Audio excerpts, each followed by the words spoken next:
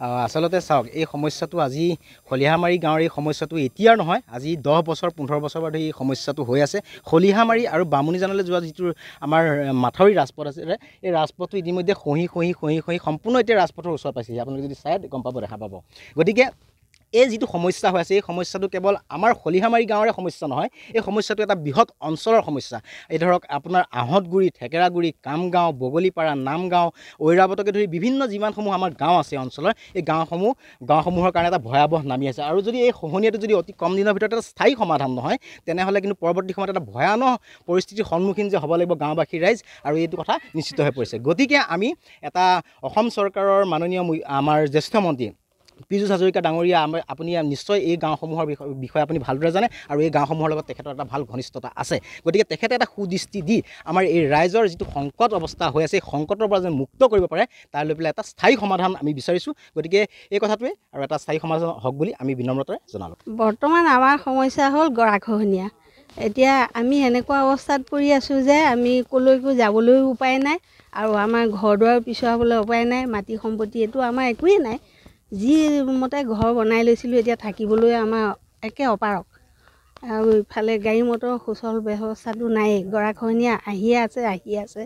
আমাৰ ঘৰ পালেহিয়ে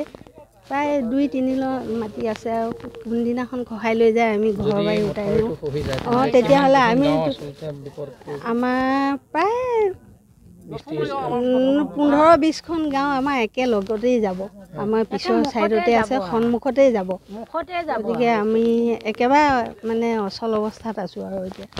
গৰাখহনীয়াতে আমি ৰখি আছোঁ আৰু কপিলী বুকুত আমাৰ বৰ্তমানলৈকে এবিঘামানকৈ প্ৰত্যেকজন মানুহৰে গৈছে প্ৰতি ঘৰৰ প্ৰত্যেক দিনাই খহি আছে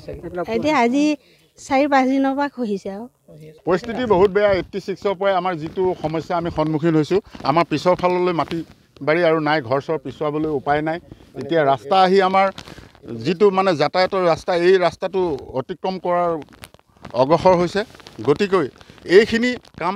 আমাক চৰকাৰে সুবিধাটো কৰি দিব লাগে ৰাইজক বচাব লাগে আৰু এই যিটো মই অলপ আগতে কৈ গৈছোঁ যে আমাৰ যিটো মানে ধৰক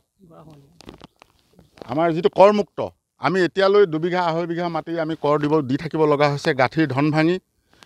তামোল নাৰিকল ধান বেছি আমি চৰকাৰক কৰ পৰিশোধ কৰিব লগা হৈছে ইয়াত আমাক যি অধিগ্ৰহণ কৰিলে এয়া মাটি অধিগ্ৰহণ কৰিলে অধিগ্ৰহণৰ বাবদ আমাৰ ৰাইজে কোনো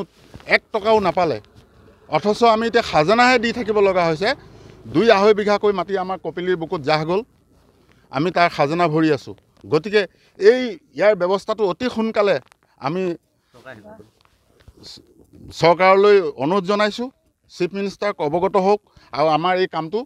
মষিমূৰ কৰি দিয়ক ইয়াৰ আগত 86ৰ যিটো ফ্লাড আমাৰ হৈছিলে সেই ফ্লাডত আমাৰ যথেষ্ট মাটি গুচি গ'ল তেতিয়াৰ পৰা আমাৰ এই বিপদটো তেতিয়াৰ পৰাই বৰ্তমান সমস্যাই নহয় সেইটো তেতিয়াৰ পৰা 2004 চনত যিটো অৱস্থা হৈছিল সকলোৱে জানে যে আমাৰ সেই সময়ত আমাৰ অচল অৱস্থা আমি মানুহখিনি আমাৰ টিং খুলি গোটেই মানুহ বেলেগত থাকিবলগীয়া হৈছে আজিও আহি পৰিছে এই সমস্যা আমি সন্মুখীন হৈছোঁ গোটেই চৰকাৰক আমি সদায় অৱগত কৰি আহিছোঁ চৰকাৰে দৃষ্টিগোচৰ হোৱা নাই বছৰ ধৰি আমাৰ সমস্যা বাঢ়ি আছে বিভাগীয় ফালৰ পৰা আমি একো পোৱা নাই বিভাগীয় মানুহ আহে কিন্তু চাই আৰু তেওঁলোক আকৌ গুচি যায় ইয়াৰ পাছত মানে একো সহায় খবৰ নলয় গতিকে আমি বাৰে এই একে অৱস্থাটোতে আমি মানে শাস্তি খাই আছোঁ গতিকে এটাই মই অনুৰোধ কৰিছোঁ চৰকাৰে অতি শীঘ্ৰে অতি সোনকালে আমাৰ সমূহ ৰাইজক আমাৰ মানুহখিনি ব্যৱস্থাটো যাতে এই গৰাখহনীয়াটো ব্যৱস্থা কৰে